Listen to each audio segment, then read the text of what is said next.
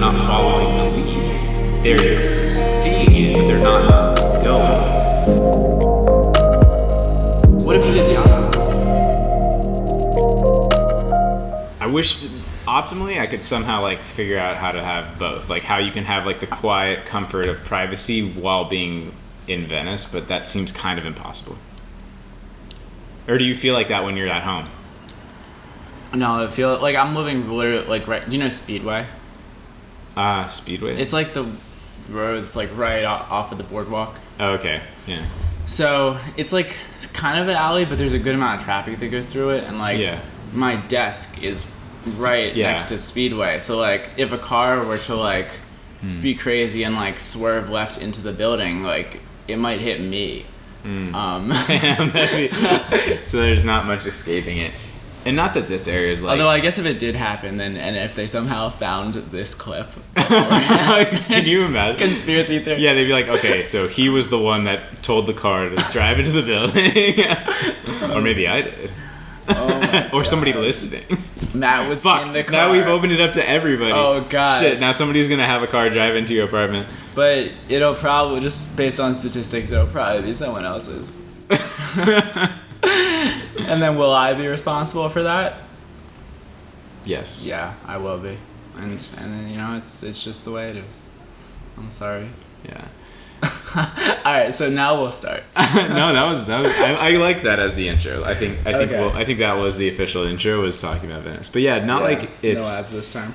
It's definitely not the most quiet here. Like if anything, something Jessica and I kind of sometimes talk about is getting even more far away out of it. Just like, you know, really living a bit more of that calm outside, more nature, even more chill. But for now, this is the right balance. You know how like you're on your phone, I guess, all day just with social media and stuff. Yeah. And I consider the feeling of, but I know that you also like you turn the Wi-Fi off at night and stuff, and it's important, right, to get away from it. And I feel like LA is kind of the phone, and then when you can like kind of turn it down, but you can never really turn it off. But then once you just put the phone away, that's like just going to Joshua Tree or just like going somewhere really quiet. It's like, oh, I forgot what it was like for my phone to be off. Right. You do kind of forget. I experience this anytime we go somewhere, pretty much anywhere other than LA actually, is just how quiet it gets at night. You forget that it gets quiet at night. I mean, not that it's super loud here, but obviously Venice is a step louder than here, but here is still louder than, you know, rural whatever of most of the world in a way. Yeah. So anytime I go, even back to Napa to visit family, or like when we were up in the mountains, or even when I've gone like in Hawaii, there's just like all different types of sounds and just more darkness and more quiet than you remember exists. You know? Yeah.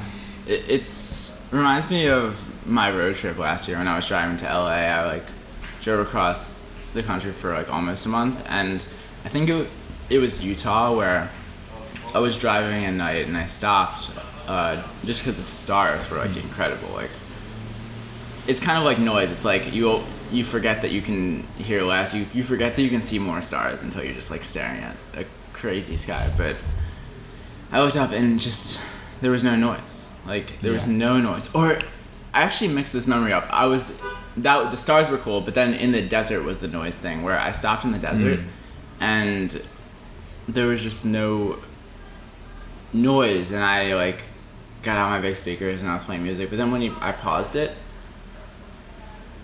like, okay, what do we hear now? I hear like the ocean or whatever that sound is.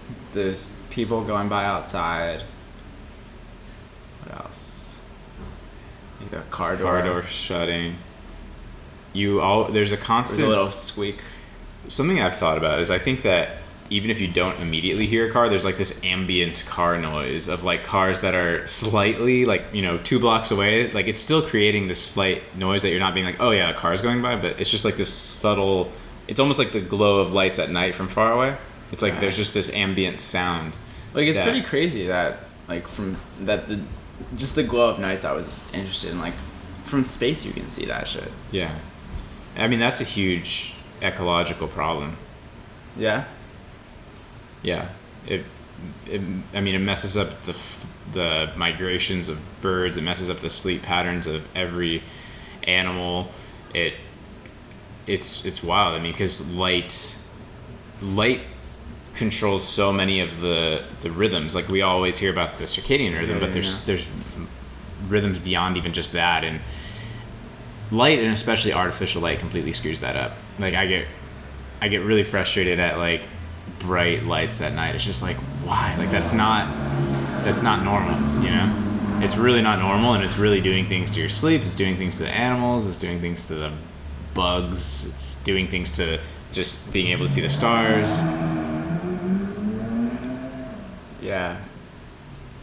Do you think it's so like I've been staying up late and sleeping late. Like today I woke up at like 11, and do you think it's important to wake?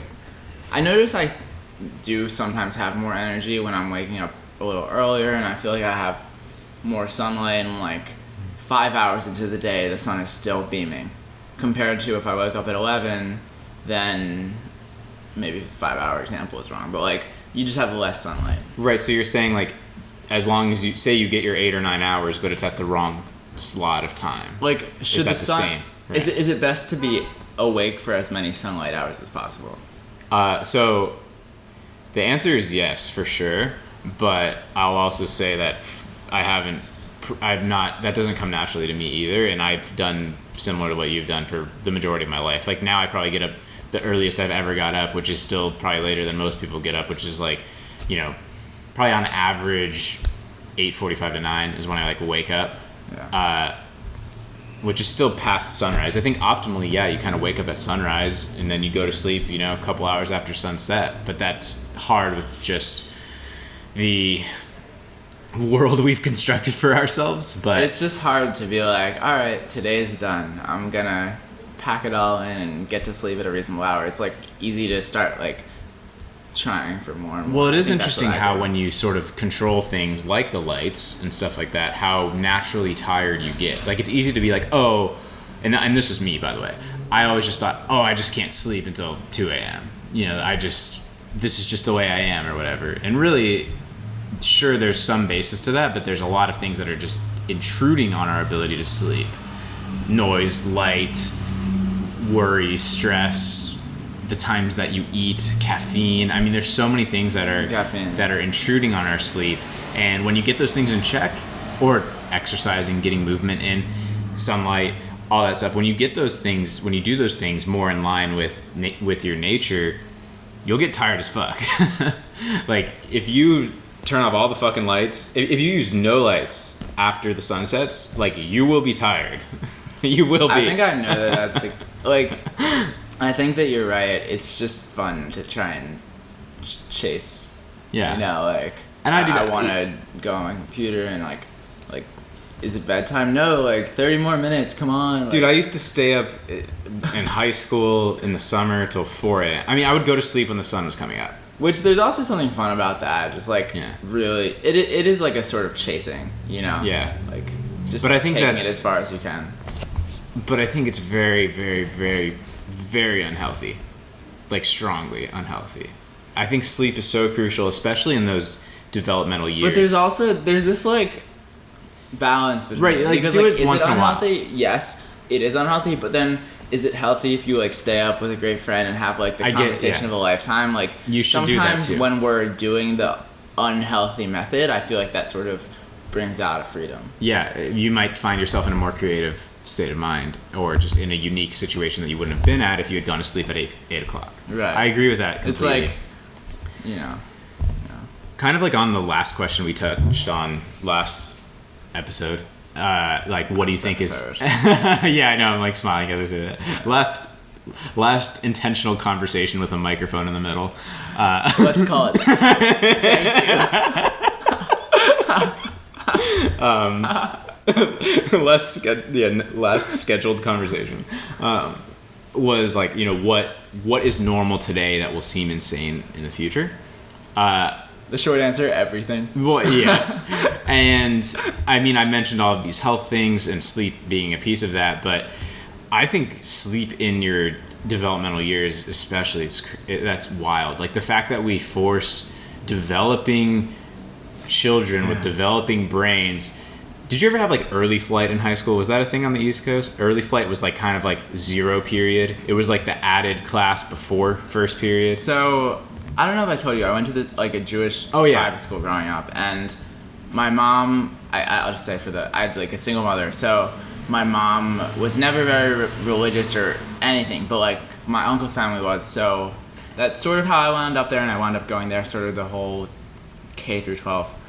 But there was always davening or like praying in the morning, and it was like, I think as I got into high school, it would be like, by the time first period started, it would maybe be like 40 minutes of davening and then like a 30-minute break, so it would be like an hour or so. And so what time are we talking? So school would technically start at 8, but then the actual first class would probably start at like 9:15.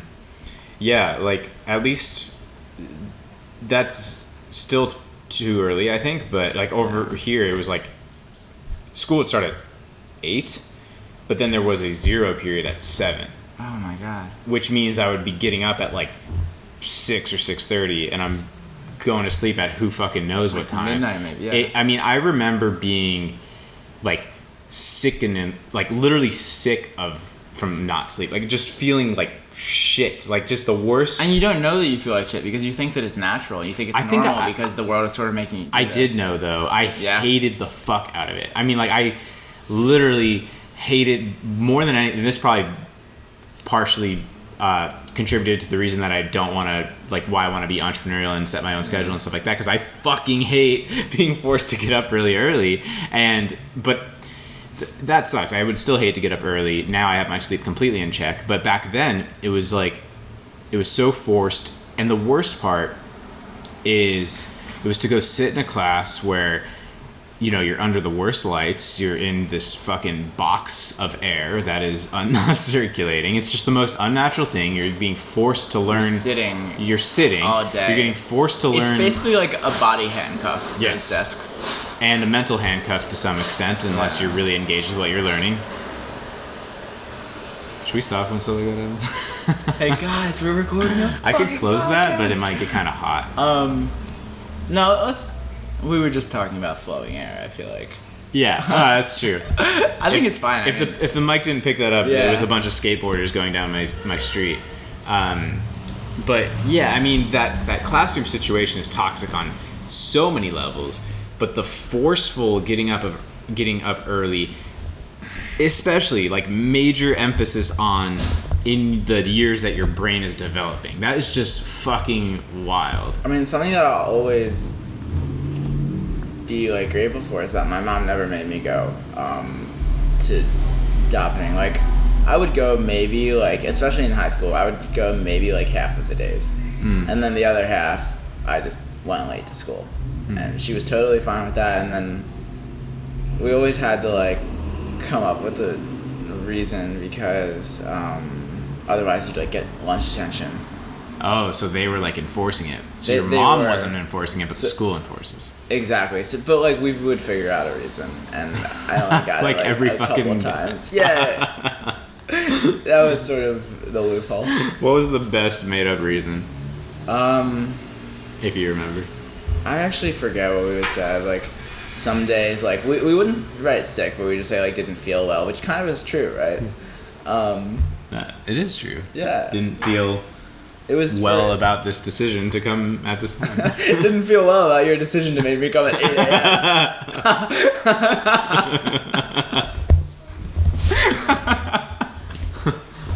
I had an appointment to stay home and do what I wanted to do. It's funny. Yeah, sorry, I was having a reason. It's about a small little box. Having good dream. Yeah, I hated getting up early. I hated the lack of sleep, even then. But I was also forcing myself to stay up too late, which I think is... So it was definitely largely my fault, but then at those ages, you need a lot of sleep. Like, you really do. Like, they say 8 hours, you know, but I think those years, you should be getting 9-10 hours of sleep. Really, just be every single night. Oh, yeah. Like, on weekends, I'd get, like, at least 10. if not 12 sometimes. Oh yeah, Like, I would do that sometimes for sure. I mean, and I would do it at, again, the completely wrong times though. Now I know so much more about.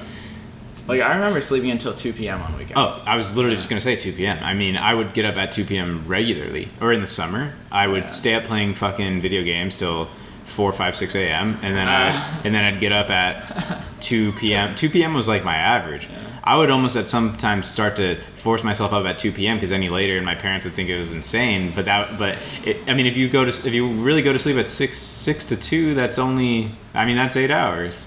So that's not even oversleeping. I could have slept till 4. It's interesting though, because it's just, there is something that I miss about just like even in college, or sometimes when I was like working on like coding something, I'd just stay up until like 8 a.m. Yeah. And then just like sleep during the day, and then like not pay attention, just like I would wake up and just like work on something, and like it's not the same way anymore. Yeah, I can relate to that because I would do the same thing with music. Like I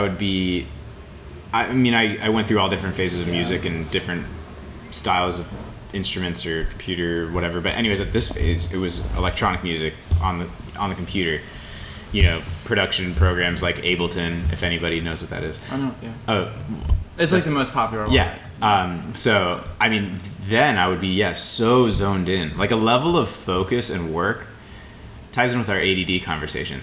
This was a level of focus that I have not experienced now in years. I mean, I think with what I do now with entrepreneurship and kind of like building my own stuff, it's like I'm very rarely like honed in on one task for very long at all. Right. It's just a lot of bouncing. Like I feel more ADD like now, if you will, than I ever probably have in my life. I don't think of that as a negative. I just think of that as sort of my current situation. But at that time, I was the type that would freaking zone in on this thing and just perfect it for 10 hours straight, you know? Yeah. That's what I would do with music. I would work on the same 10-second clip, just perfecting every little detail for an entire night.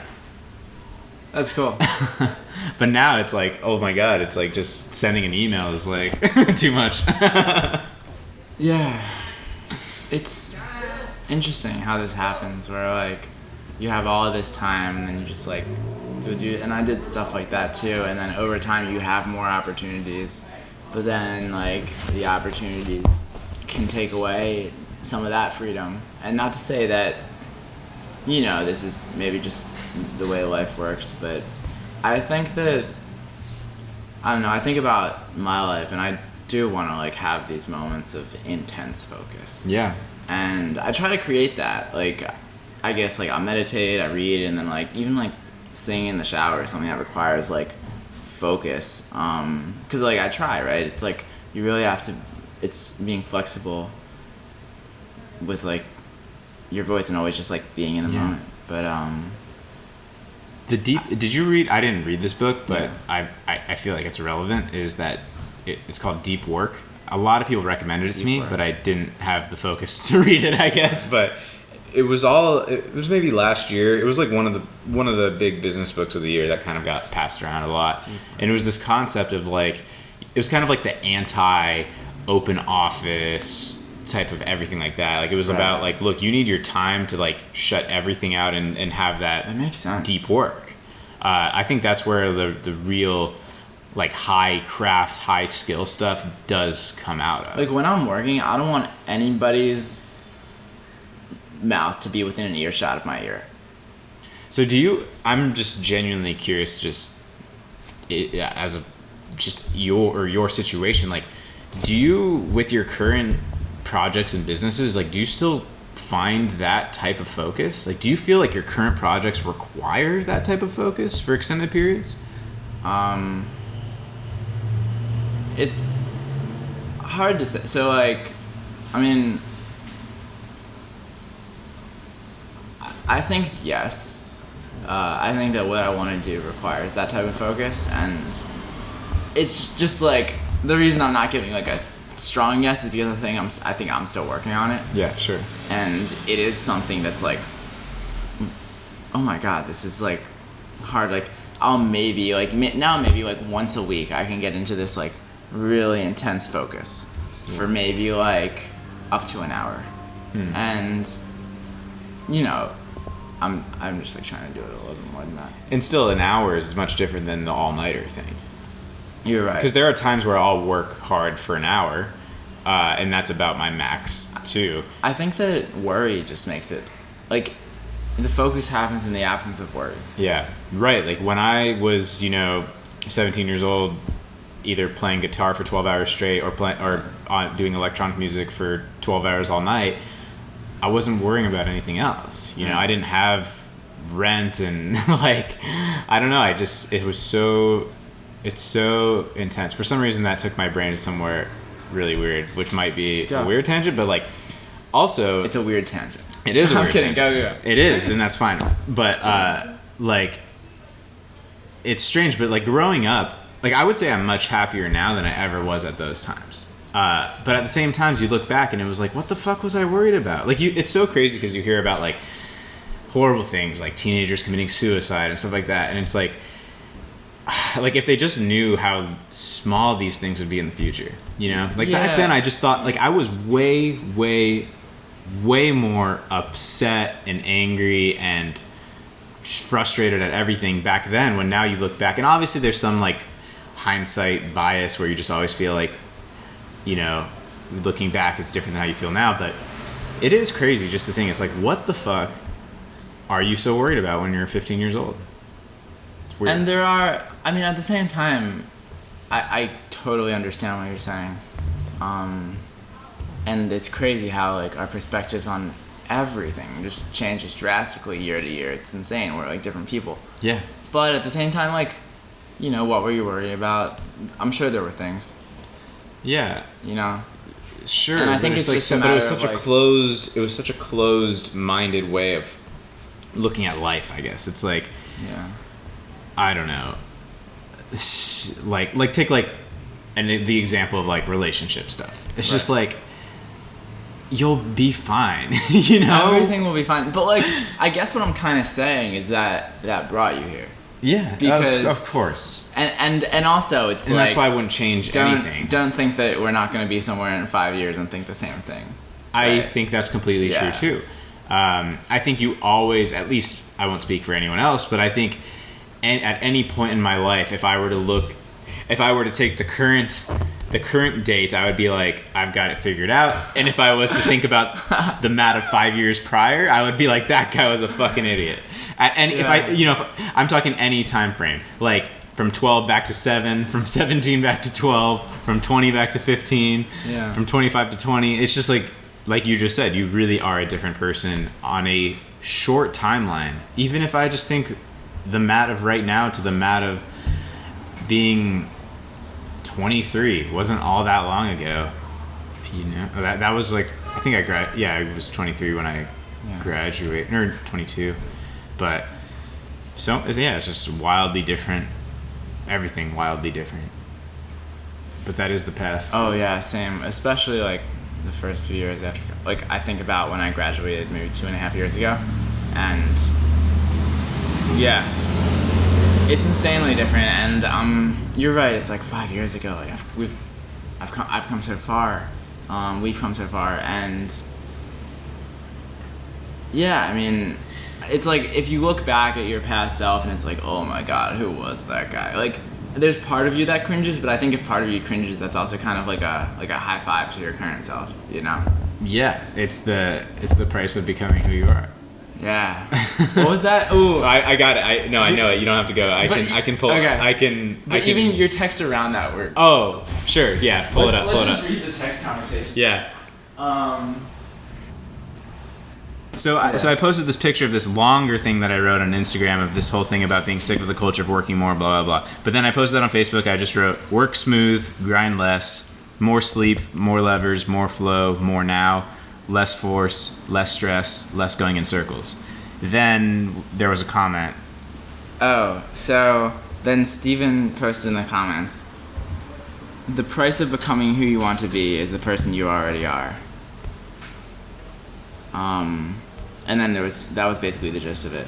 And then I texted you, what about this reinterpretation?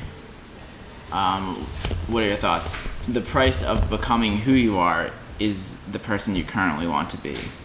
So we basically reworded it from becoming who you want to be to becoming who you are. So you say, I get where this is going, but I still kind of don't understand. And oh, okay. And then I tried to explain again, but then you worded it a lot better.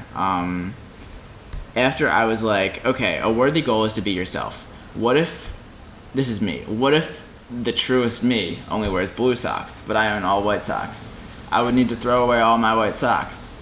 AKA, the price to pay for who you are is who you currently want to be. But then you reworded it. You were like, okay, so you currently think you are white sock dude, but really you are blue sock dude. The price of becoming who you are is the person you currently think you are. Yeah. Yeah, I think that makes it more sense. How was the end of the first part phrased again? It was like who you currently want to be? The very, very first? The one that you rewrote. Oh. The one that I wasn't quite getting my head around. The price of becoming who you are is the person you currently want to be. And yeah. I guess it makes more sense to me now that we rewrote it. That's weird. Because at the time I was just like, so the cost of it is who you want to be. But then we rewrote it as the cost of becoming who you are is the person you currently think you are. We changed from the person you currently want to be to the person you currently think you are. Right. I think that makes it much more understandable. Yeah. So basically, like everything you're doing now is the path to becoming who you are. I think that's it. Yeah. I do like that. Yeah, it's like from like all of there's a lot of advice out there, but all the advice that seems to be like most passionately said is stuff along that lines. What was the ooh? You gotta take. I have another. I've been reading. So I got like most of the way through Meditations, and I might finish it. But I started the Albert Einstein essay things, and I was gonna save it for the Wisdom Tooth, but do you want me to? I'll just read it now. I was like, I really liked it, especially coming from Einstein. The most beautiful experience we can have is the mysterious. It is the fundamental emotion which stands at the cradle of true art and true science. Whoever does not know it and can no longer wonder, no longer marvel, is as good as dead, and his eyes are dimmed. It was the experience of mystery, even if mixed with fear, that engendered religion. A knowledge of the existence of something we cannot penetrate, our perceptions of the profoundest reason and the most radiant beauty, which only in their most primitive forms are accessible to our minds. It is this knowledge and this emotion that constitute true religiosity. In this sense, and in this alone, I am a deeply religious man. I cannot conceive of a God who rewards and punishes his creatures, or has a will of the kind that we experience ourselves. Neither can I, nor would I want to conceive of an individual that survives his physical death. Let feeble souls, from fear or absurd egotism, cherish such thoughts. I am satisfied with the mystery of the eternity of life, and with the awareness and a glimpse of the marvelous structure of the existing world, together with the devoted striving to comprehend a portion, be it ever so tiny, of the reason that manifests itself in nature. I like it. It's like fucking Einstein wrote that. Yeah, wow. Scientist. I thought he was like, E equals MC squared. Tripping on mushrooms when he wrote that. I know there's definitely a lot of like really good quotes attributed to him, so it makes sense that he could whip that one out. Yeah. It's cool though. It's interesting to think of him like, I'm not sure how feasible it is to like really wrap our heads around exactly the E equals MC squared stuff. And like I've heard people explain it, and like maybe we should try it. But as a writer, I mean, his thoughts on life, he was just a good thinker. And he was a good thinker. Yeah. I think that's the core of it. I mean, even to come up with the theory of relativity, he had to think, obviously, in mathematical language, but from a unique angle, not just the way of small iterations on whatever already existed. Yeah. And he even said, like, another thing that he mentioned was, like, technology is causing a whole source of problems. But basically, once we have technology to do a lot of, like, the work and the grunt work, then humans can spend more of their time just focusing on their own personalities. And I like that. I thought that was just, like, an interesting way to put it. Like, oh, just spending time working on your personality is kind of a good Right, it's like, well, what happens if all of our immediate problems or things that need solving fall away? Like, the question then is, what do we work on or think about? And it's interesting to think that he just immediately went to, work on your personalities, right? Not I don't know, anything else, right? Like, once you solve the first science problem, then solve the second science right problem. Once you eliminate the needs of work in your country or whatever, then blank, and he goes to work on your personalities. It's interesting. One of the themes that he has seemed to bring up a lot, I'm just like maybe even 5 or 10% of the way in, but it's like different essays. Maybe I've read like 10 of the essays so far, so you get a sense of his thoughts from time to time. There's a lot of patterns of like him thinking of this like the many to one relationship, sort of like how a group of people, because he was the one in this relationship where he was like very famous. And he just thinks about like basically like how he just thought it was strange, and I think that he never really got caught up in everyone thought it was else's strange idea of that him. one person can project to many. Just like the idea of a celebrity, the idea of one person getting credit, and I don't know. It Do you agree seems with like that? I'm honestly not able to explain it as much as I would. Right, I know the hope. feeling. So maybe we shouldn't even dive in too far, but I just thought it was interesting. Basically, like, he didn't see himself in the way that other people. He didn't see himself as a genius, I don't think. Right, he's just kind of doing his thing, and people are picking up on it. Yeah, and he was like, he also says this funny thing about like how words can be misconstrued. I won't get and read it, but basically it's like if you tell a news reporter one thing and then the news reporter asks about your friend, and if you say nothing, then the news reporter says, I asked him about such and such, and he didn't have any comments about it. So then they think that it's like bad. Okay, so then you have no choice. Okay, so my friend is great. Like, all of the money he makes, like, he just like devotes to his wife, and he always works, and like he's a humble person. And then the news reporter will be like, he just like his wife controls his every move, and he can't put the pen down, and like, or now it's a massive endorsement of everything that person has ever done, and if that dude makes a mistake, now Einstein supports this dude or whatever. Exactly. And it's a whole big mess. Yeah. But people are itching to be led, and I think that's why we end up with people that are, well, leaders, people that are putting out messages that people follow, is because people want to be led. Maybe not everybody, but I think most people are kind of looking to be told what to do. Not told what to do, but like they're looking for a path. They're looking for the right way to think, the right way to act. And we are those people. We are the people leading or being led? Because we're both, I guess. I think it's actually, I've been thinking about this, like, the leading is just a form of good followership. Like, no one wants to follow a person. Someone wants to follow a person that is following values, or that is following. Yeah, I feel like I'm else. practicing what you're describing. People are. Yeah.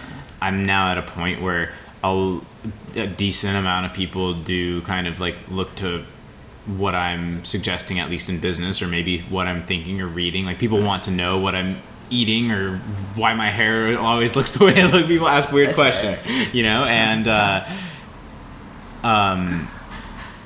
yeah, I mean, so but like we are following.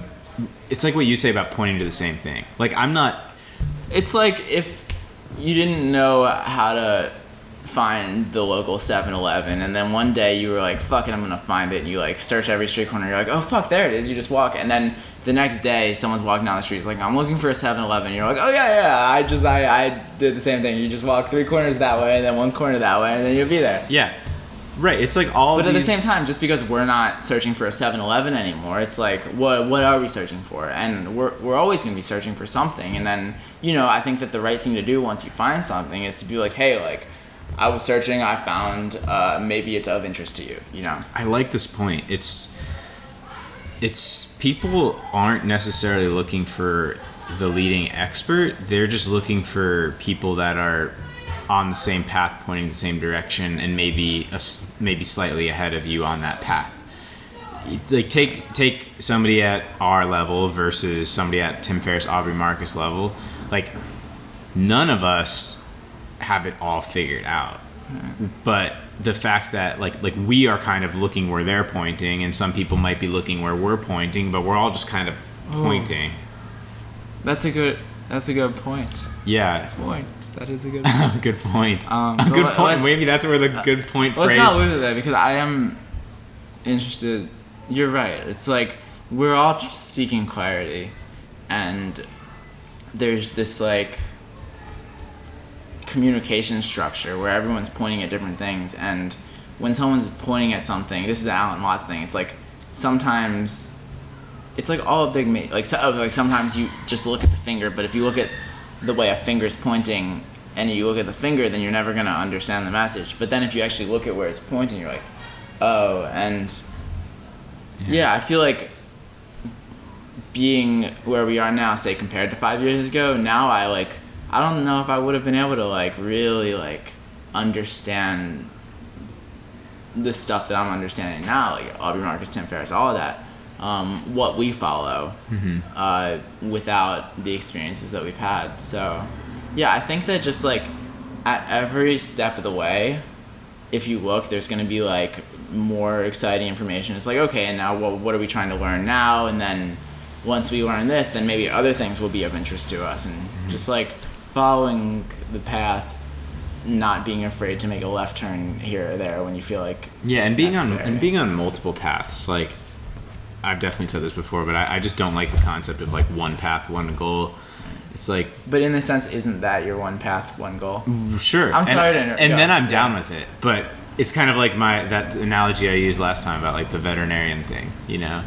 I'd rather just be drawn to whatever's next, which that kind of is my path. And even growing up, I've always been like that. I've always gone through obsessions for 2 to 3 years, and then I do something else. I mean, that's literally the story of me growing up. Like, if my mom was here, she'd be telling stories about how I was obsessed with one thing for 2 years and then never did it again, and like got really good at it. But and I think that, I mean, this is random, but like that's sort of what I've always done. Is it's like I've never gotten to say expert level at anything necessarily, but I'm good at, I like to throw myself into it and get to that. I think I get to like 90% proficiency at an accelerated rate, if that makes sense. And but yeah, back to finish up on the pointing thing. Well, just a real quick thing on that. I think everything has a truly different vibe to it, and until you've really experienced that vibe, it's like it's impossible to know what Barcelona is like until you just go live in Barcelona. But if you've lived in Barcelona for 2 weeks, then what you're gonna get for living there for another 2 years, it probably will be a lot, but you still get like a very high proportionality of it in just 2 weeks because you get the most at the first. Yeah, you get the impression, I guess. Yeah. And your impression is mostly accurate. Well, maybe mostly accurate or not, but it's just like if you've never heard electronic music and then you hear electronic music, you're gonna have a sense for what it is. Like if I've never been to Barcelona, I have no idea what it is. Yeah. And then you at least have a sense, and then 2 weeks of it. Yeah. Makes sense. Yeah.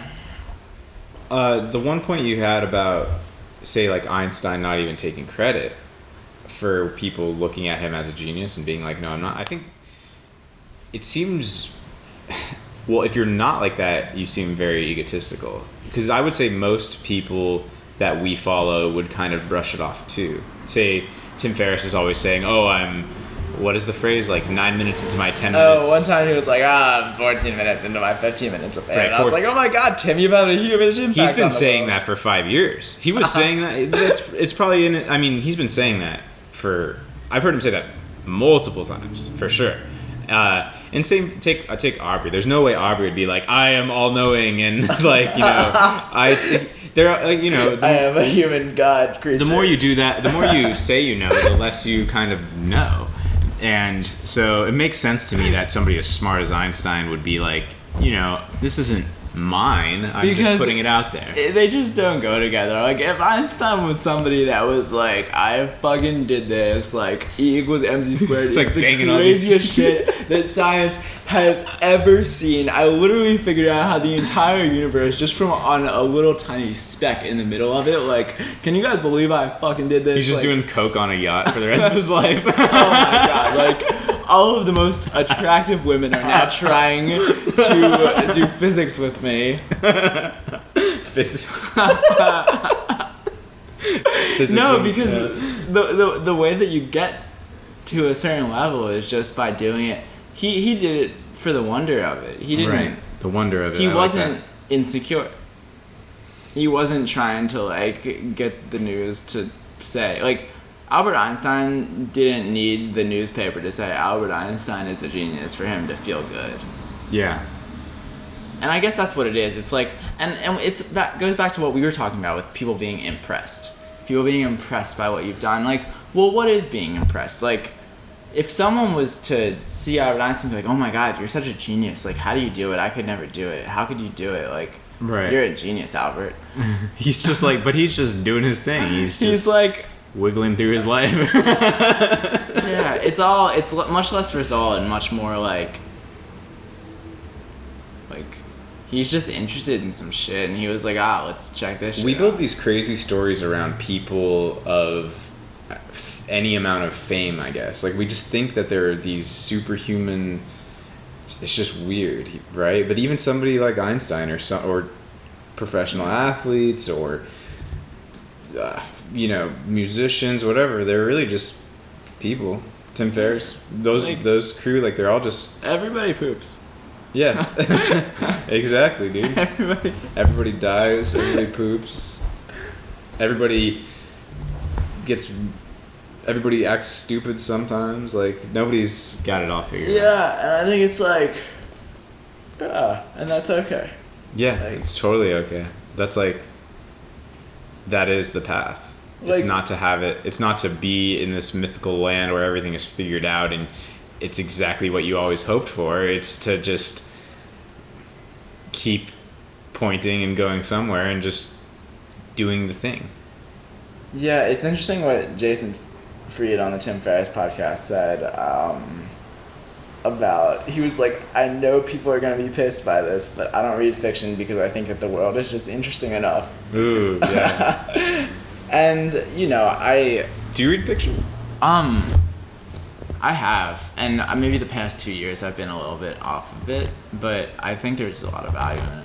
I think so too. I've also not really read much at all in a long time, fiction, but I think that it's very easy to discount fiction as just made up stories, whereas there's still like the It's way a type you of fact. You can craft a story in a way that teaches you some serious facts. So I think a lot can be learned from fiction still. I do Fiction think, doesn't mean fake. though, Yeah.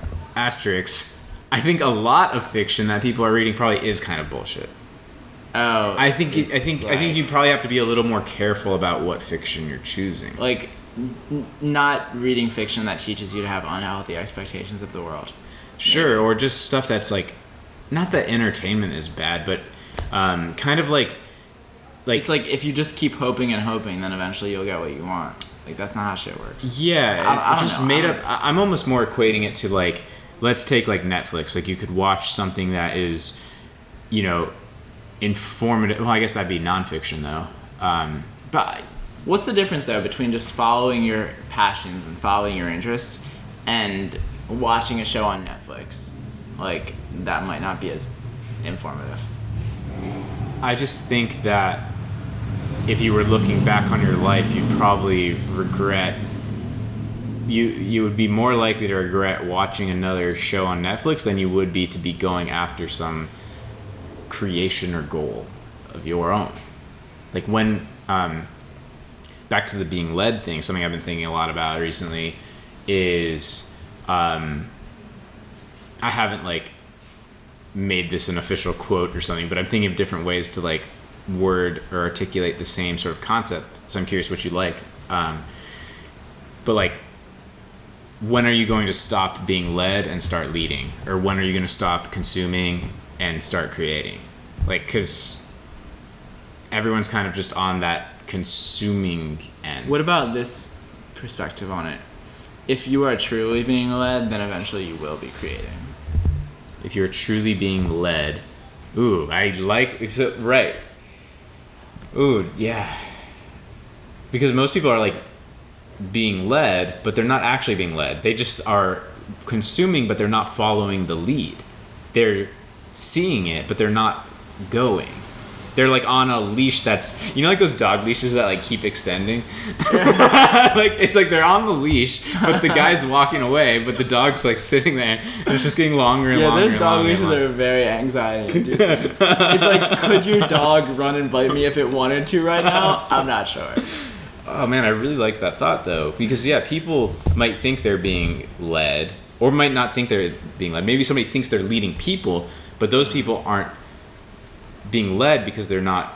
I guess what they're not actually going anywhere yet. I guess I just think there's no way to lead if you've stopped being led. I think the heart of leading is being led is all that it is. I think. Yeah. Being able to follow. This is, I mean, obviously this is through my own eyes, but I feel like that even with like say like my Amazon stuff and YouTube is. You know, I could just sit here and be like, I am the Amazon guru. I will tell you all the Amazon stuff. But instead, I'm just like, you know, I'm just kind of, once again, pointing this other way. Dude, like, actually, let's play it out. What? You be the Amazon guru. Dude, I don't even want to. Like, I don't like talking about that. I mean, but what? Just I don't know. You don't have to do it. But like as like an act, like what would that Matt Loberstein say? that. Good morning and welcome to the Matt Loberstein YouTube show. This is Matt Loberstein, 7-figure Amazon seller, and today we're going to talk about the best proven ways to skyrocket your sales through pay-per-click. Right. Yeah, like here are the That wasn't even so. Here are the 10 tips that the 10 tried and true tips that you absolutely need or you will fall on your face starting your Amazon business. I know because I am the greatest, blah, blah, blah, blah, blah. Like, Number 1, focus on the product research. If you choose the wrong product, then you're just fucked. yeah. And I do that, but it's different to come across as the all-knowing, and it's different to just be like, I am just in this with people that I am leading. It's like what you said. So I'm being led. Yeah. But I've also started leading. I think this is the most important thing that you do, the way that you go about it. Meaning the fact that I don't just assert myself as authority. The fact that it's real, yeah. Yeah. And it's so obvious, like, and it's so clear that it's real. Yeah. And it's so funny because, like, everyone sees it. That's the part that has blown me away. Yeah. Not just like be all stuck up in my own shit for too much like, of the podcast, but like even with you reaching out to me, for people listening, that's like how we met. Was Sam saw my post, saw my YouTube, just thought I was super real and authentic, I guess, and now we're friends and have a podcast and all this stuff. It's crazy. Not a podcast. It is a scheduled conversation with a microphone. It's this intentional scheduled conversation with a microphone. What if that was that could have been a title? Intentional scheduled conversations. We could still change it. That's a pretty good one. That would have been a contender. We'll definitely remember this. It's recorded. We don't have to remember. I'll write it down. Wait. Pause it. I gotta write this down. Pause the recording. We did write it down, but in a different way. Yeah, we're just audio writing. Yeah. So I'll. It's funny how we have like slightly different versions of how we met. I just don't remember because I got that story 1,000. Because you just posted in a group and you got literally 300 comments on your post, and I was one of them. So of course, but my perspective, I was driving across the country, moving to LA, and I had been in Austin. Drove up to Denver, and I was supposed to be in a hostel with like 5 other people in it, but somehow I got upgraded to my own room.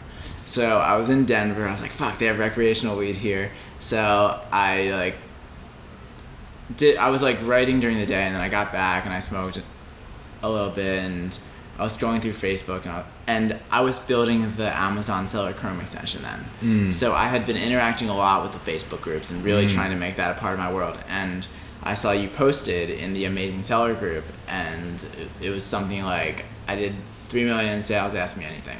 So I forget exactly what the sequence was, but it was this like back and forth where like I don't even think I commented or anything, but I think I just liked your page or something.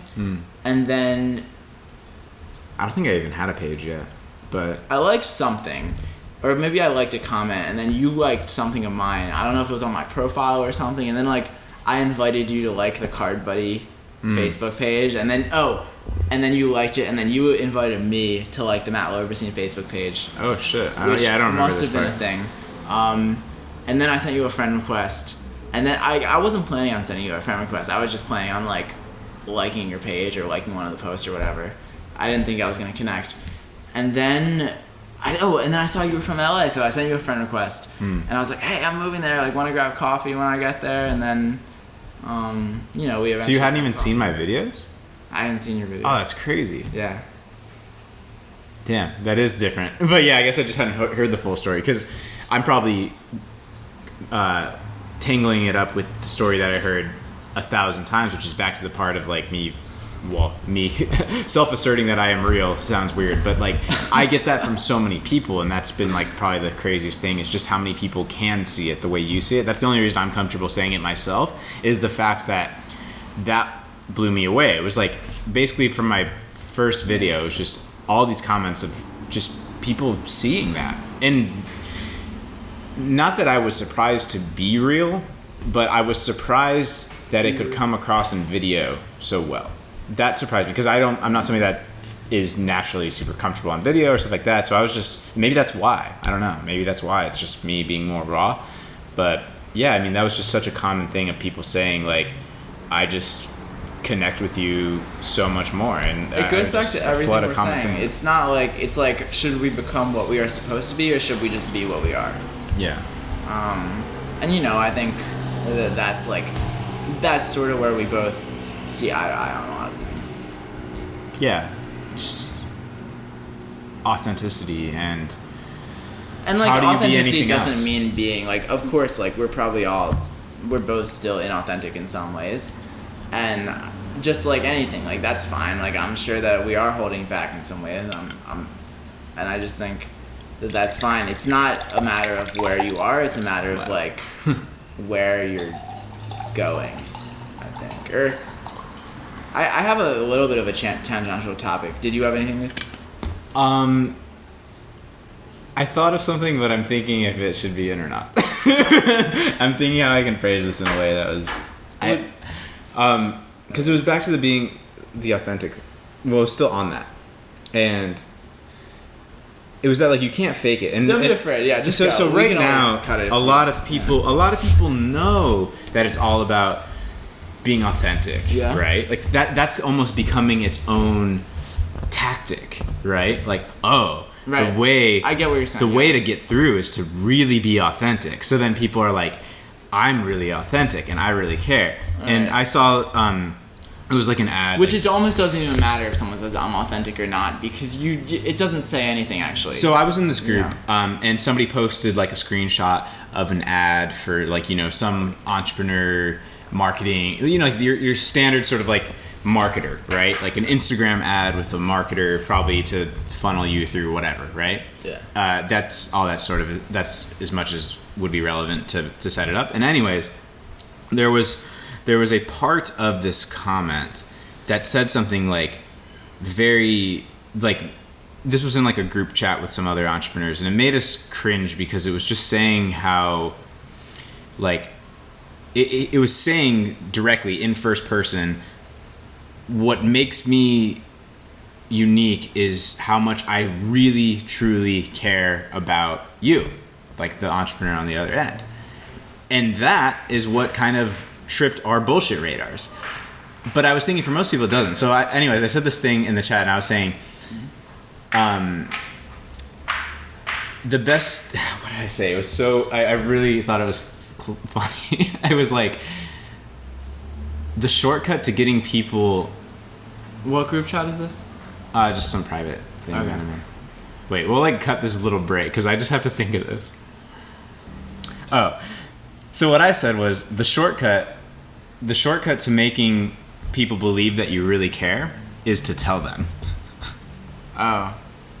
Yeah, well, yes. Like you tell them what to think. Except for the fact that I don't think that really makes people believe that you care. Like, but I think I think it does more than not. I think that the way to do it, the way to really have somebody's trust, but the way to really have somebody's trust is you wouldn't be telling them that, look guys, I just care so much. I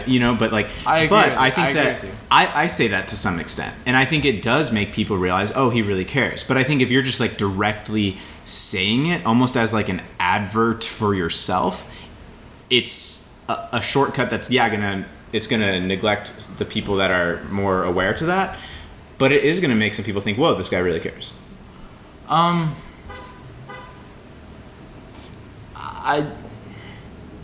just don't. I don't really think so. Like, you don't think that? I just don't think you can. You don't think that people would believe it? You mean that part? I just don't think it's even a good. Like, why even think about what the result is gonna be? Just like, as long as you like have good intentions and if you try to be real with it, then like the right people will see that. I'm talking about people that have bad intentions, though. The people that. But like, who cares about that? The people that know how to manipulate this and are trying to act authentic as a tactic. But no, I agree. Like, the people that are trying to act authentic as a tactic, if they go on a huge rant about how they just care so much about your end goal, that will work on some people. I am very confident in that. But like, what do you mean by work? Work, like, I think in that some people will trust and believe that. If it's at least, I guess maybe there's some amount of real authenticity in it, but still it's like, it's a tactic. And I don't know. I mean, I think that, yeah, like, some people will, and, you know, maybe, either way, I just thought it was a really good, like, one of the quotes, I just have to pull it up. Yeah, pull it up. Your phone was dirty. Yeah, no, pull that up. But yeah, the part of that I just thought was interesting was like the telling people what you want them to believe, which could be good that tactic could be used benevolently for sure, but it could also be used like to manipulate. I just think that like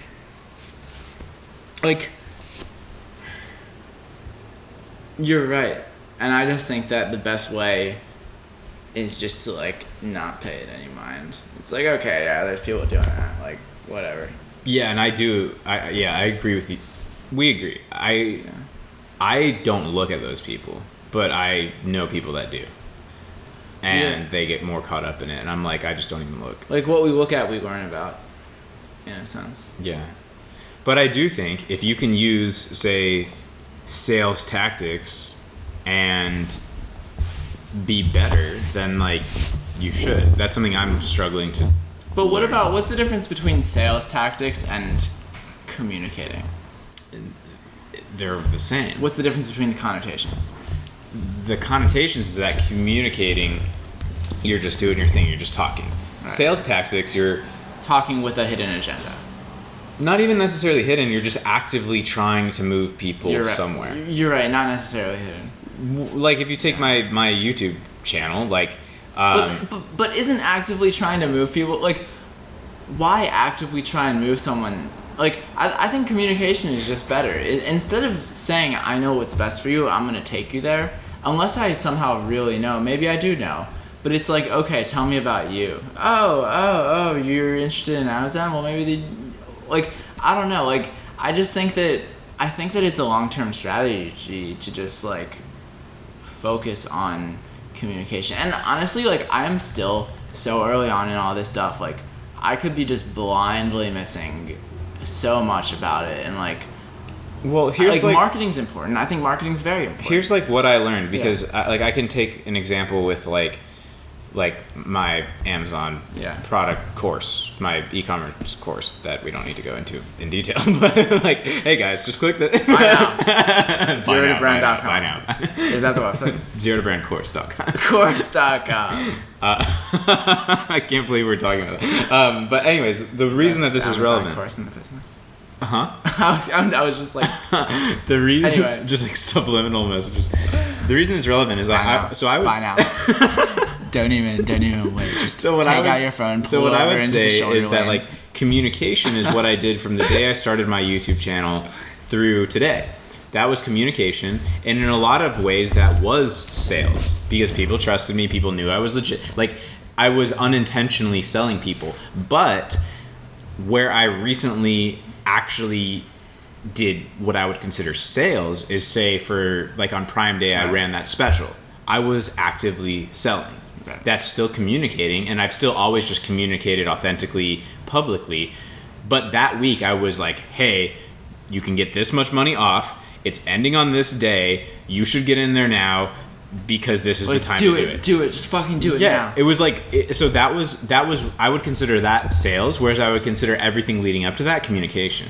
And they're both communication and they're both sales, but like I would say that's the line. When I was like, Matt, like, you should just get a Kindle and get an Echo Plus. I was sort of, I was like, look, like, I really think you should just do this. Like, imagine a good book being worth $10,000. Yeah. Like, I was like, you've got to just try it. Yeah. And I think that it's sort of the same type of thing, but in a sense, that is, I think, less a sales tactic. If you ever use the word tactic, right? Right. I wasn't using tactics on you. I thought it was best for you to get a Kindle, so I was trying to like help. And I think that if we do it that way, then it's just going to be stronger and not even more like this Gary Vee thing that I reposted to the Wisdom Tooth recently is like, it actually makes me laugh how many people think kindness is a weakness. It's the ultimate strength. And it's along the same line. It's like, no, like selling like this is the ultimate strength, I think. Right. And it might take some time to like figure it out. Like maybe it'll take you like a few years even to like figure out how to like make the product, work with the audience, work with like the communication of it. But like, yeah, like you're. No, I think it's working. People responded really well to that, but yeah, it was a lesson in marketing for me, because people, the fact that there's a deal and it's ending is a big motivator. And so it genuinely was in their best interest to do it. If they were thinking about doing it, it made a lot of sense to do it at that point. Right. And that's a lot more Like you created urgency. Right, that's much more enticing than just, hey, I have this thing, it's here, whatever. You're right, and I do get that, because you're like, oh wait, sorry. Yeah, go. I bought the Kindle on Prime Day because it was on sale. See, it was the same thing. It was literally the same thing. Yeah, it's literally the same thing. Like, I'm like, I could get a Kindle. I don't know if I get a Kindle. Then Prime Day comes up. And that's why I texted you, Prime Day comes up, I order the gotta do it before midnight. Prime Day comes up, I order fucking everything they have to offer. It's just like, buy. Alexa, do you want to be on the podcast? Sorry, I don't know that. What if it was good? But yeah, I mean, it works because it's real. Well, and that's a key too. And this is back to tactics versus authenticity. Is that now a lot of marketers have false scarcity every day of the year. That, I don't know. Yeah, which is just like a type of abuse of power. Yeah, or it's always closing. I think. Like something I've been curious. Yeah. I'll just throw this out openly, I guess. But like something I've wondered is like, say I got, say I started doing like a funnel for the course, and everyone's on different timelines. Do you think where's the line? Like, because obviously I want to make sure I'm on the right side. Like of the line. A drip.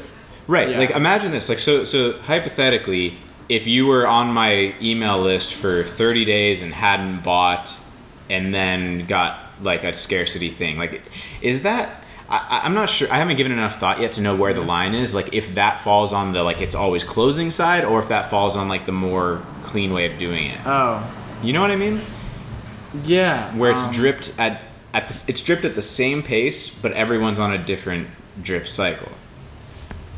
Yeah. I don't know. Maybe you don't have any thoughts on it. We can. I don't know. I mean, I think maybe a little bit, just because like, then how can you fully tell somebody buy now, in the beginning, if you know that there's going to be some sort of like I agree. offer later on? Yeah. That's true. But it needs, like, if I and know, I'm just thinking out loud, but it yeah. needs like you need to have, like, those are just. What if you did the opposite? What if instead of doing it after 30 days and giving some sort of like, hey, like this is a good deal if you still haven't bought, what if in the first a reverse funnel, where in the first like 7 days after they sign up, or like The price goes up? the price goes down in the beginning. Right, no, so I mean, if they don't, meaning the price. They get a discount code that only works for like 14 days to start. Immediately. They get it immediately, and it expires. And so, yeah, I guess that's And I true. guess they could always But then I'm do it with, like, discounting another all the email time. address. Then I'm discounting all the time, which is kind of what I don't like.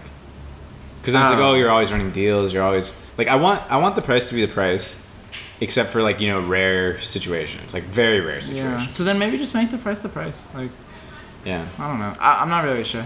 Yeah, I don't know. Me neither. It's an Yeah. interesting topic though, because I definitely think most people take it too far. And this is another really cool thing I think about being in LA, is just that we are around this, like, we're around a lot of creative energy, and we do have the entrepreneur side, but there's also like this culture of art and music and acting, and we're exposed to like a lot of different thought patterns on creativity. Yeah. All right, let me Very true. just give me a few seconds to find this quote if I can. So, all right, so here's a quick one. I still haven't found the quote, but I am absolutely, this is Einstein. I am absolutely convinced that no wealth in the world can help humanity forward, even in the hands of the most devoted worker in this case. The example of great and pure individuals is the only thing that can lead us to noble thoughts and deeds. But I still can't find the other one, and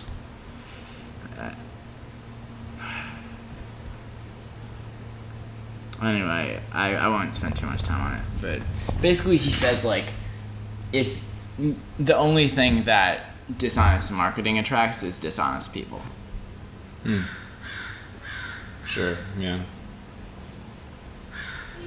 Yeah, and I think something we touched on last time too is it's like you lose the people that read the book.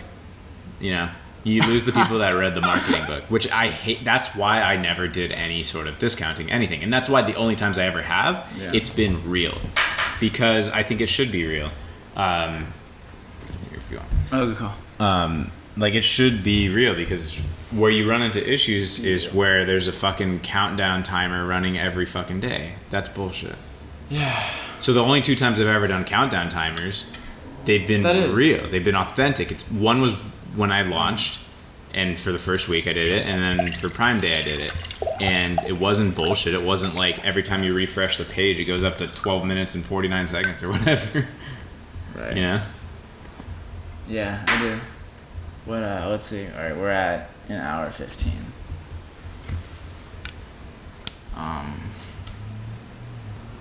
This episode is brought to you by Squarespace, which we've never used and want to recommend. Isn't that every ad out there? Oh, do you know that Squarespace was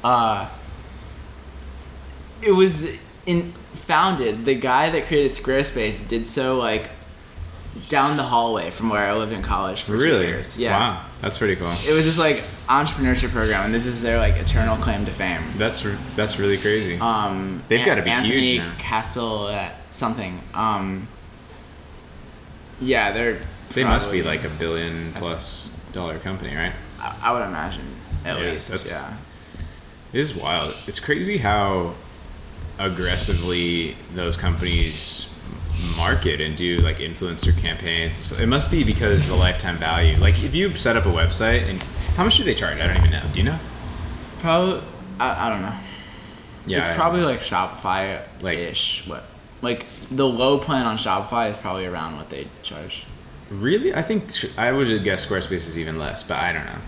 I think there's like all sorts of Shopify's like plans, $29 student discounts a month. But I would guess that Squarespace is between like 10 and 40, but I'm not really sure. Okay. Yeah. Yeah. I guess. But whatever it is, you get a 15% discount by entering Matt and Sam. Remember when you were like TFSR? Yeah, it doesn't really sound good when you say the initials. We were like figuring it out on the fly. Oh, what's the other thing we were saying? We didn't write intentional it down. Intentional conversations with microphone. With a microphone. That's awesome. Or like scheduled conversations. Yeah. I guess we'll just say, in case this wasn't immensely obvious, that we are not sponsored by Squarespace. It doesn't say that in the ad. It just says. Oh shit! I read it wrong. It says we are It sponsored. says after you read the discount code, then just there's a few more lines. So, buy it big, buy it now. Squarespace to make all your life easier. To make all your life easier. It's a big problem. I don't know, man. That's what it says. To make all your life easier. To solve all of life's problems. They've got it really niched down. To solve all of your website life problems. Squarespace. But yeah, dude, they go so hard. Yeah. Like They go so hard. They do. It's just, Squarespace. I want to just talk to their fucking like marketing department. It's like, this shit is working. Like, they just blast so aggressive, you know? Who do you think? See, like, this is why I invested in Shopify. I was like, oh my god, like they're the best option for people that are starting businesses. Like, all my friends that have started businesses over the last few years, most of them use Shopify. Like, the Google Trends is going up. Like, it's going up. But anyway, it's like, who uses Squarespace? I feel like Squarespace is sort of, who do they target? I think they target people that want like personal websites, portfolios, resumes, kind of stuff like that. And it's just easy to make it look good. Yeah. They focus on design. I think they also focus on and simplicity. Yeah, ease of use. It's for the non-tech. But it's person. like they've somehow found a nice balance where it is easy to use, but also like you're gonna wind up with a good looking thing. Probably. It is pretty good looking, and I think that they even have like e-commerce capabilities and stuff. They have like something though. Yeah, like some. I definitely wouldn't recommend it. Yeah, no, I know, but it is interesting that it's that capable to some extent. Yeah. But what are we gonna do about the sun? It's like right about to be in your eyes. Do you want to? What if I just like sit maybe? here and and we angle the mic like that? Would that be awkward? Yeah, that works. I don't want to like move the whole setup. Oh, we actually could just tilt the couch too if you want. I think this should be. Yeah, that'll be fine. Yeah, this is gonna be out of the sun the whole time. Sweet. Let's just make sure the mic is like still kind of. Yeah, I think that's a lot closer to me. Let's wait. just No, I'll just move forward a little bit. put it here. That'll be fine. That seems closer to me. I think that's fine. All right. I think it's pretty good. Yeah, the sound corrections team will be able to. Yeah, I mean we've got a figure whole it staff. Yeah, back end. It's really expensive, so go to patreon.com slash Matt and Sam. Oh yeah, I entered Madden's. Oh shit! Wait, It's the not link a the real link is URL. broken. The link is broken. Oh damn. Oh god. We'll have to put in a support request. Yeah, Francis. Yeah, Francis, how's it going? So we thought we had more. We definitely. Do we? I think we do. We just have to find it.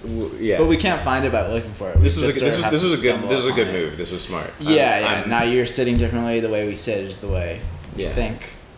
I feel ready to go now. Yeah. Now I can see the dog on your wall more clearly.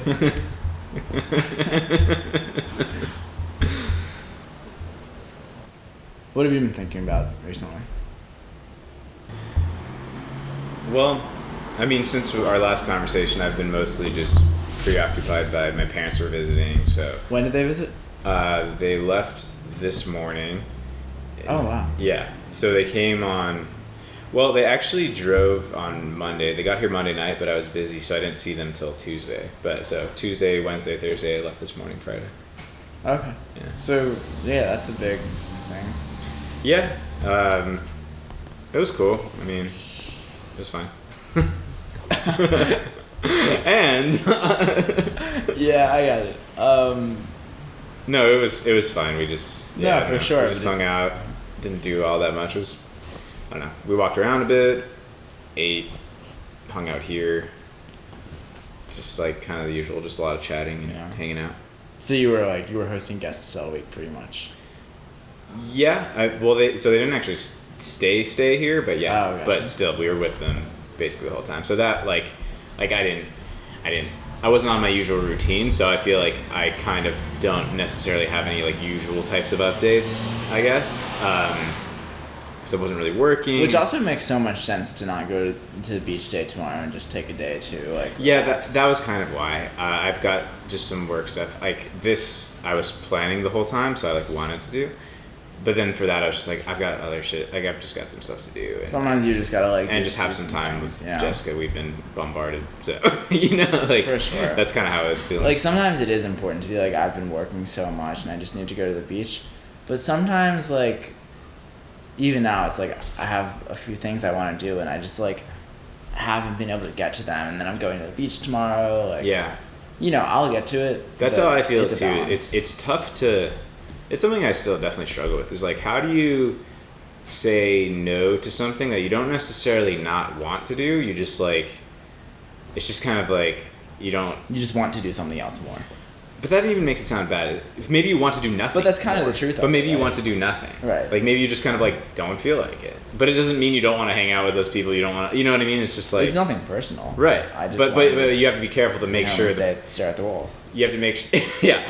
This wall is just much more entertaining. There's actually nothing even on it. Yeah. But the balance is how do you make the other person not feel like that. I When think it you is just- somebody you do want to hang out with, and on the other hand, in some cases, it might be something you really don't want to do, and then you have to figure out how to like do that. Like, yeah, you're right. I think it's just something that's learned over time, and as long as you have like, you gotta like take care of yourself first. Like, Yeah. if you have good intentions with it, then you just be honest. It's like, hey, like I gotta stay in or something. I never like in those situations. I never make anything up. It's just like. Yeah. Certainly, there's different ways to present the ideas, Yeah. but Right. It's much worse to be like, oh, my dog is at the hospital. he's gotta he's gotta get a You have few a dog? different Well, I operations. do now. I just got a dog. Now it's at the hospital. He had a cut that got infected, and they gotta sterilize it. Why did you bring your dog to the hospital, and not the vet? It was the vet. It was the vet. I said the vet. What do you mean I said the hospital? I said the vet the whole time. What are you talking about? What kind of dog? It's a pit. Some weird mix. We don't know quite what it is. It was a pit. We got it at a pit, and then it was a weird mix because that's the kind of dogs that they sell at pits. Right? It's just. I'm not lying if that's what you're insinuating. Why would I be lying about having a dog at the hospital? Why would I be lying if I just didn't want to go to the beach? I would just tell you. Are you saying I'm lying about my dog having arthritis? Yes, that's exactly what I'm saying. Because I know you don't have a dog. We're not friends anymore.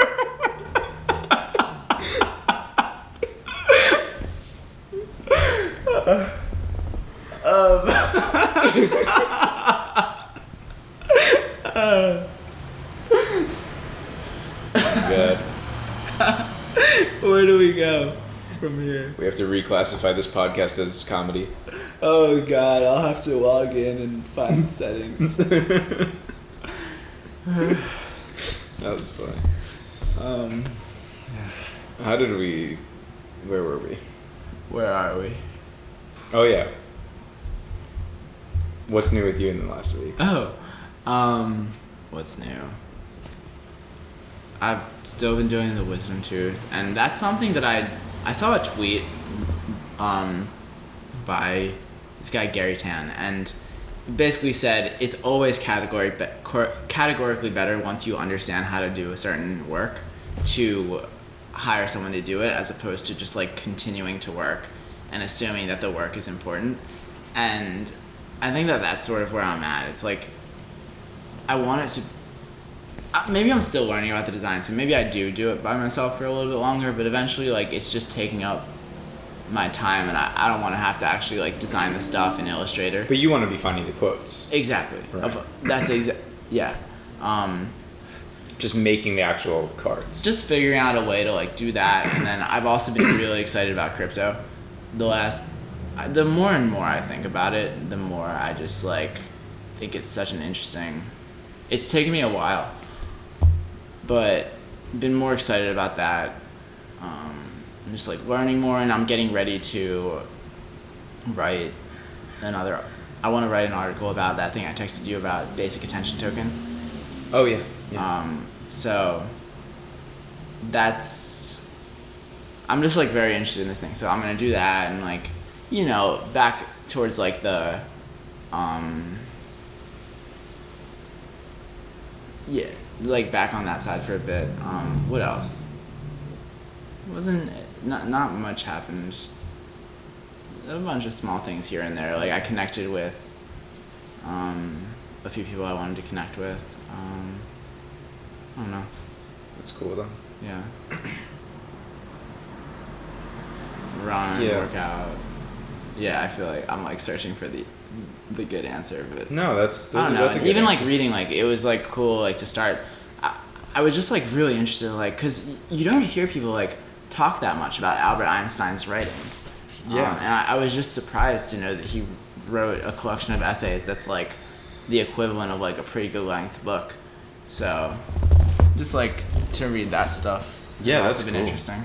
Yeah, and I think that's plenty exciting of an answer. Like I'm excited now to just like because I didn't read for the past like 5 days or whatever. Like I'm excited to just, you know, get on my usual kind of boring quote routine of like that's what I kind of most like.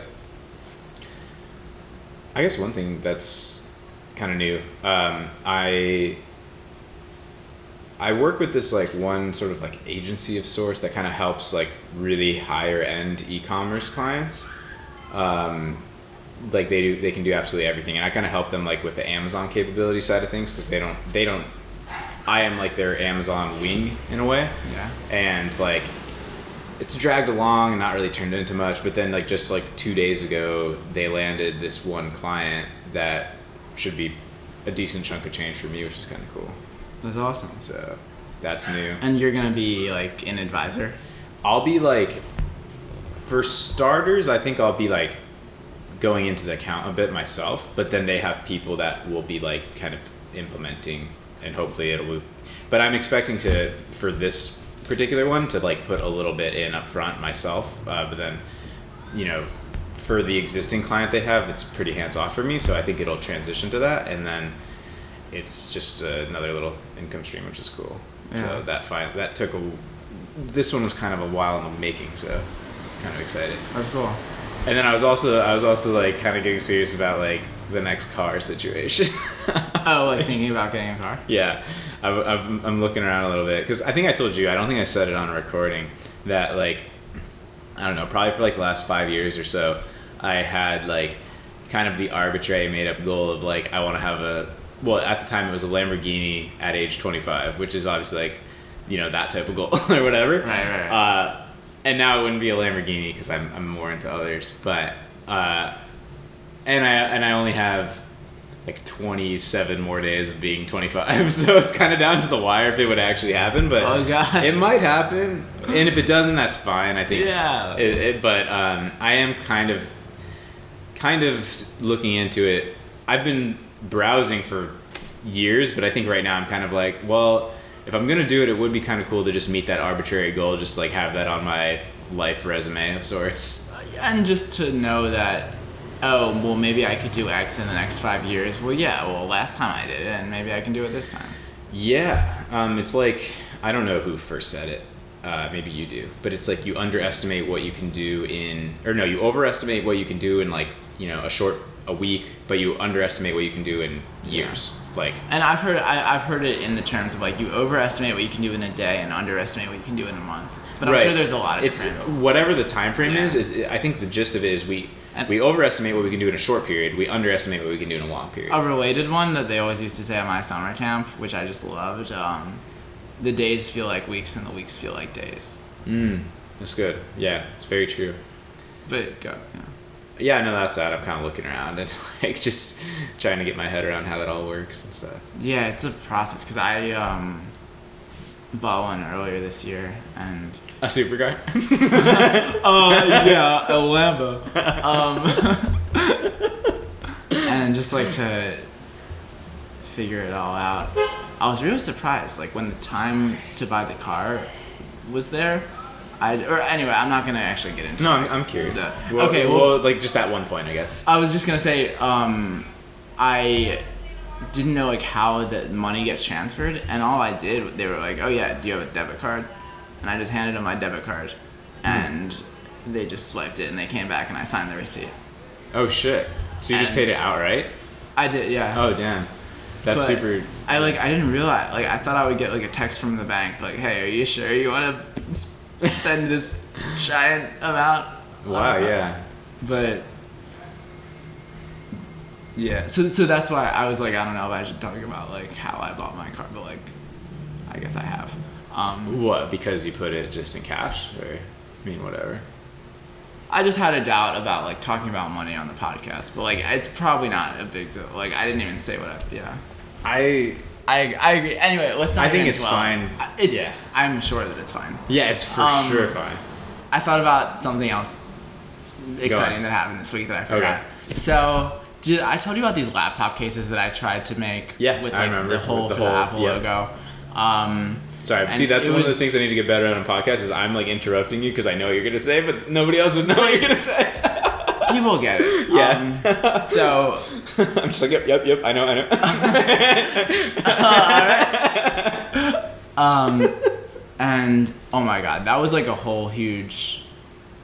I thought it was gonna take 2 months, and it ended up taking like over 2 years to make this thing. And in the end, I had like 450 that like really weren't in the shape that I needed them to sell them at the price that I needed them, and the supply was bad. And I had twice ordered. The first time I ordered 1,000 after getting several samples, it was like they weren't good. And like when I got my first 1,000 units, I had spent pretty much like more than half of my entire wealth on it, and then they were defective. So like the process of actually getting a refund on that could be like I think I would consider that like one of the best small stories I've come across in my years of entrepreneurship. So maybe I'll tell that sometime. But anyway, fast forward then this past fall, I was already in LA, but then the second shipment had 1,000, but like a lot of them were defective, so I paid somebody to sort through all of them. Even like just like what are we gonna do with these? Like it takes up a lot of space, 1,000 of these laptop cases. Like I've got to figure out something to do. So I paid someone to sort through all of them. We sent them all to Amazon, like 450 of them. So about half of them didn't even make it. And I had to like, they weren't selling at all at like maybe $8.99. So I made the price real low, maybe like $4.99. And I checked last night, and I wasn't even following up. I didn't even have an email responder. I was just like, oh, let's let these things go. And I got 2 like really positive reviews on them. Oh wow. All that time later too, because this was going on for a while. They've probably only been selling for about 5 months, but maybe they've only actually been selling for like 3 months. Just because it took a while to get them to Amazon and everything. But yeah, it just felt so good, like after all of this time, and like the comments were like, it's clear that the company like pays attention to the details and like cares about the customer, and that is cool. They Probably were like kind of reinvigorates you to like maybe like actually like I already consider it a success just because like I learned so much from it, but just for these 450 units to actually like go to people and like they're happy with their laptop case, you know, like dude, part of it kind of does feel unfortunate because like when this runs out I don't have a supply and it's it'll just be out, but at the same time like I'm just happy that I could have a little, like, the first sales are the sweetest. It is crazy. I mean, I definitely experienced similar on various product lines of mine. Like, it that's the funnest part, and you get numb to it. Like, I never even, like, look at what people are saying now, which is, like, I probably should. It'd probably reinvigorate me a bit, but, like, it really does feel amazing to just, because you're, as small as these physical products and stuff are, like, you're impacting people's lives. Like, these are things that are in people's houses, or they're using them every day, or they're touching it or seeing it, or it's like it's a chance. Sorry, go. No, it's just like these things do have impacts. It's crazy. Like when they open the Amazon box, you can't control every product they see because they ordered 4 products in their order, but one of them was yours. And one of them they will see, and you have control over that part of their day. And they'll be using it more. It's not just the opening. They even, like, someone even mentioned, like, the felt on the inside was, like, super soft, and it's, like... Nice. Yeah. Like, so say you sell 450, like, inevitably some people probably won't end up using it or whatever, but still you're going to have, like, a few hundred people that are probably using those things almost every day for years. Like, that's... And that's just with the one batch that you never even reorder, and... Like, that's pretty wild. It is cool. It is cool. Like, I think it's easy to just be like, yeah, you know, I only sold 5,000 cases or whatever. But it's like, that's like, I mean, that's a cool impact. Yeah. And like, I had just totally forgotten about this. Right. Totally. Like, I don't think about it at all. So it was just cool. Like, I was like, maybe I'll check the page and see if there's any. And I was like, yeah, and it's converting really high too. I don't know about conversion rates, but over the last 30 days, there was like 90 people that went to the page and 38 people bought it. That's wildly so it's like high. A 40% conversion rate or something. That's wildly high. It was like, yeah. Huh. Interesting. I feel like we could take a look at that after the scheduled recording. Yeah, and I still, maybe there's a way. I have a patent on this design too, like putting the logo hole in the laptop sleeve. So I don't know. Like, so you don't want to pursue it because it'd be so hard to find another supplier, right? Well, a few reasons. Number one, because I've tried my best twice and it's still tough with, like, I think it's because like the neoprene material makes it tough too. I know some product engineers that I could put you in contact with. I would be much more interested if you might not want we could find somebody that wanted to do it, and that all I could do is just like a phone call here and there and take like a small percentage of it. I would have somebody. We don't have to go. We could talk about this more later, but I might have somebody that would be willing to hear that. Somebody that's like wanted to get into this forever, but like just won't fucking do it. It would, and so like if it fell into his lap, I feel like this would make. And he's one of the engineers I was just mentioning. So. Yeah, I mean, it definitely would take like engineering, and also like the 450 is also a good proof of concept where like, does this logo whole thing even matter? It's hard to say just because only 90 people visited the page. So like, if 1,000 people visited the page, would 380 have bought it? Like, probably not. Right, but it sounds like the people. But nobody's searching. Nobody knows my brand. I don't know what they're searching. It sounds like the people that are finding it because of something very particular to yours, and that's why it's converting so high. Like they're searching like logo hole, you know what, case or whatever. It's also like the cheapest one. Like the people I worked with on this, because it was like kind of it was like defective based on the specs, and I couldn't sell it at the price. So I did get a refund on that, which is great. But if I didn't, then I'd be losing money on every one. Right. Yeah. So you'd have to figure out how to raise the price, like double it, basically. Yeah. Like now it's cheaper than almost any other one, and then it would be like a little bit more expensive. Yeah. Which makes sense, right? If it's like Apple branded and stuff. It's honestly just like life is short, and It's just not your focus. I realize like it's kind of cool the idea to like so you can see the Apple logo through the sleeve, but like it's not changing the world enough. And it's just like it's like material. It's very like materialistic. Sure. Like yeah. I want to see that Apple logo through the sleeve. Yeah, I feel like you're more of the type that would be like, let's make sure you can't see the logo. Yeah, it's like my next product is going to be a cover once this case gets really big. It's like how to remove all Apple branding from everything. Yeah. So, I don't know, it was cool. Just like, oh my god, like, so much work, like, not work, but like, just so much like emotional ups and downs, like, thinking that I've maybe just like lost more than half of my money, and at that point, like, more than my entire This goes net a while worth was back, probably like $10,000. right? Like this started when? Like right when I graduated school, maybe like say I'm working on this like 2 years ago. I started. Yeah. Maybe 2 years ago, almost 2.5. Yeah. Yeah, I mean, Back in 2000, late you've got better 2016. things to do now, I think.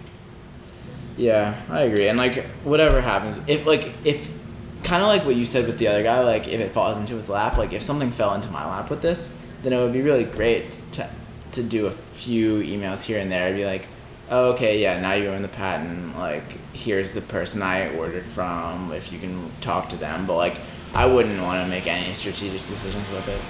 Yeah. But yeah, and like I got so much from it, including this like, basically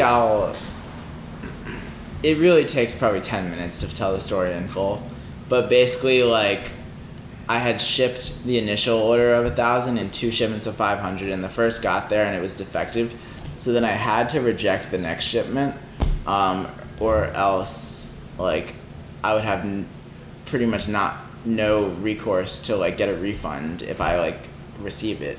So long story short, and I really like it would be cool to tell this on the podcast sometime. I'll just tell it sometime. But basically, the thing got delivered and it shouldn't have, and I like was so close to like not, it like wasn't going to be a refund, and then like I basically ended up getting like the UPS guy's cell phone number. Damn. And like coordinating a way to meet up. It was great. Wow. But yeah. That's intense. Damn. So yeah, I do have like fond memories. And have you done anything about that one idea that is book related? oh, no, I'm just I have enough that I'm working on right now. Like, unless I really am told to like do something new, I have the wisdom tooth. We're doing the podcast. I have the crypto stuff, like writing articles. So Yeah. I don't have any plans for that right now. I'm getting a little interested back in crypto again. I'm like the worst example of like what not to do. I'm the guy that like first got interested in crypto 5 years ago, like, you know, bought on the first up, sold on the first crash. Like I'm just like, if I had just done nothing 5 years ago, I'd be like a millionaire. Instead, I've just like, I started investing again when it was like, I don't know, I'm down overall, basically, like everything I've done. I guess recently I've been thinking that maybe this is like still the very, very, very beginning. Yeah, no, I can get down with that. But then I also just, this is a horrible mentality, but like, it's hard for me to think that when I've already like missed so many beginnings in crypto already. When did you first buy crypto? Like first ever? I think 2013 I bought some. Okay, same for me. But then I sold. Yeah. 2013. I lost money on it. So 2013, I was like 20, 21. I was like working at a hotel. I had like hundreds of dollars. I remember how difficult it was to buy back then. It was like BitPay, and you had to like go to like a CVS and send a check through some shit and like all this crazy shit to buy. I bought through Coinbase. No, this was pre-Coinbase. Okay. This is pre-Coinbase. I think it was BitPay. I could be wrong, but it was just the most convoluted shit ever. And I went through all of that to buy What was crypto. the price? Do you remember? I bought Litecoin when it was, I believe it was around... $3. It was, I want to say like right around $2 when I bought. I don't even know what Litecoin's at right now. Do you? I'm not sure. I don't know. But yeah, and then I've just been thinking just in the last week or two is it's like, look, it's back down to what, 7,000 for Bitcoin or whatever. It's like, I think that's pretty inevitably going to go up, you know? Like, And if you think that, yeah. then you should buy Instead, if I don't do anything right now, I'll be the guy that's buying at 19K again, and I don't know. I feel like at your level, you should own at least one.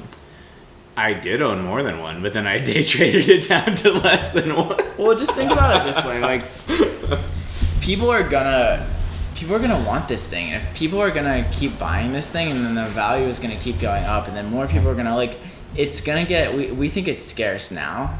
Yeah. Isn't it just gonna get more and more scarce? Like, they're not creating any more of these things. It is true.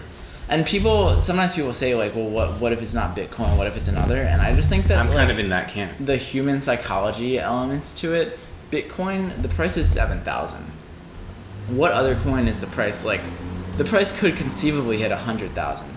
Like, no other coin is in reasonable, like, striking distance of that. And I just think it's like, it's so much more compelling to have just the actual number, just from a marketing standpoint, at 7,000. Because it looks more proven, kind of, right? Is that why? Like, it looks higher value, I guess? It's just, like, so clearly the top dog. Because to me, I mean, right. To me, I would look at, like, market cap, basically. Because, like, I mean, there are coins that are really big market caps, but there's so many coins in circulation that the coin itself is worth a lot less.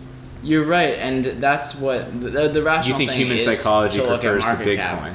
But I think that human psychology Is to look at- prefers the limited supply. Right, yeah. And just like there's only like when Travis said the stat about there's more millionaires in the world than Bitcoin's available. Like, don't you think Wait, there's more millionaires in the world than Bitcoin's available. like Wow. if you were a millionaire, wouldn't you want a Bitcoin? Yeah. Yeah. We're just still so early. It's so early. I think this is what I was trying to get on a second ago. Is it's like I have this, which I should try to work on. Maybe is it's just like because I was watching it so early, it's just hard to like feel that. Like I remember like you haven't met my friend. He was mining Bitcoin. Oh, you saw, yeah. And like this was like I want to say like 2009 or 2010. I mean they were like this was like early.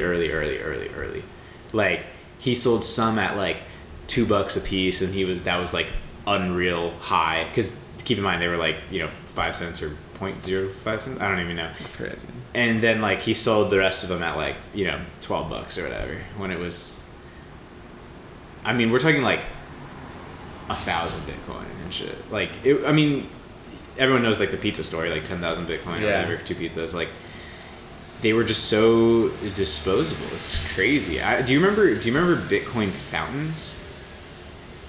There were these websites, and you would go to it, and you'd get free Bitcoin. Not whole ones, but I wonder what the value would be now. Because it would be like you'd sit there, and every 6 hours you'd get to like you'd like spin a dice or some shit like that, and it would be like you got 0.0 whatever, like But at the time, it was like very small amounts of money. But now, that shit was probably spitting out thousands of dollars. It's so crazy. It just makes sense that, like, of course we have internet gold.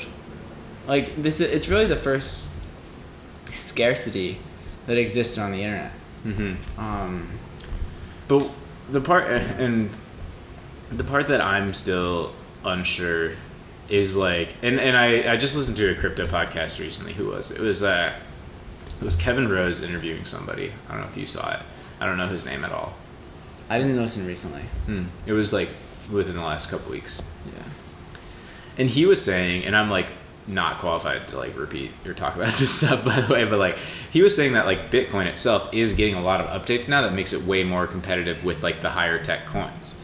And I thought it was kind of just like set in stone. It's like, oh, Bitcoin's slow, Bitcoin isn't built for this. But he was kind of saying like it's actually like it can be adapted, and it is now. It's going to be faster. It's going to be all this stuff. I'm not sure exactly on the protocols and everything, but I think it will be adapted. Yeah. But I also think that we might not necessarily use like, I don't think that the exchange of value is what Bitcoin's for. Bitcoin isn't for if I want to exchange Bitcoin for something. Bitcoin is for holding. Yeah. Like Bitcoin is you buy it and then over time it will tend to go up, I think. Yeah. Yeah, I mean, it's weird, and again, I don't know. I'm not. And like the institutional money is about to go into this. Like, right. All of the investor tools are coming out. Coinbase is releasing a lot of tools for institutional investors. Like, over time, people are gonna buy more than they sell. It just is like the most obvious investment I've ever made. It is so obvious, and I need to work on like deleting my past losses, I guess, because yeah, I mean, I remember when Bitcoin was fucking $80. Yeah. Yeah, and if you remember that, then that's even more reason to buy. Right, in 10 years, we might be saying, I remember when Bitcoin was $20,000. I think that we will. Yeah. It's interesting too. Like, this is almost a broader concept. As much as it feels like everyone's aware of it, no one's aware of it. No one's aware of it. Yeah. Yeah. But it's easier in our world to be like, oh, it's like, because I'm kind of feeling that feeling of like too late. I already missed that. But there's probably a lot of like really rich people that aren't aware of it either. That could probably put like millions of dollars in. I mean, even more than millions. Yeah. People are putting millions all the time, I think. But yeah, I mean, just wait till somebody drops multi-billions. I mean, you can't even. I don't think it's gonna upset the market. It's just not like it'll keep crashing here and there. Like maybe it'll go to By the way, like I think just as a disclaimer, like we're probably wrong about everything. Yeah. But like it could talk to your financial planner. Yeah. It could go to like 100,000 and then back down to 20 and then up to like 400 and then down to 50 and like. And I think that's inevitable. I mean, if you look at the past cycles, it's done that. I mean, when my friend sold at $12, I think it dropped back to 2 or 3. And then I remember when it first hit 100, that was crazy. Dropped back to 20 or 30. I remember the first time it hit 1,000, that was crazy. Dropped back to 200-300 for a few years. It's all just human psychology. It went before the recent crazy run. I believe it had gone from the 1,000-1,200 range back down to 300 for like 2 years, and then it ran from there basically all the way up to new highs and all the way up to 20K basically, right? Yeah.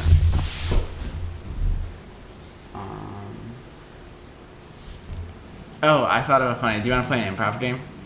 I'll try. Okay, so I don't know if we've played this before, but it's called Twitter. And the idea is that we're forming a tweet together where I say one word. Oh, we did play Oh, this, we did? yeah. Okay, well, I'll still just explain it. Yeah. I say one word, and then you say one word. And then we go back and forth. And the idea is not to try and be funny. The idea is just to, like, follow the thought wherever the thought goes. And if it ever gets to be your turn and you think the thought is over, then instead of saying another word, you say hashtag. And then it bounces back to the other person one last time, and they're able to, like, put a hashtag on the thought. Yeah. Oh my god. On record too. And you know, if we say anything horrible, then just cut it out. Yeah. Well, how do we define horrible? Can we? You only know afterwards.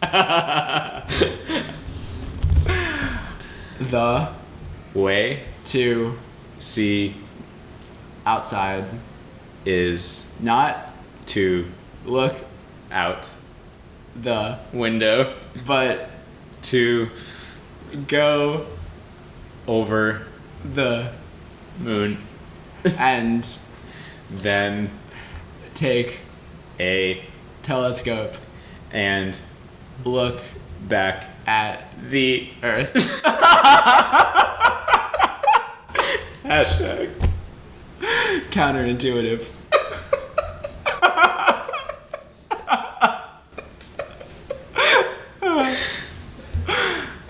I think that could be good. That could be it. Is that it? I think so. Okay.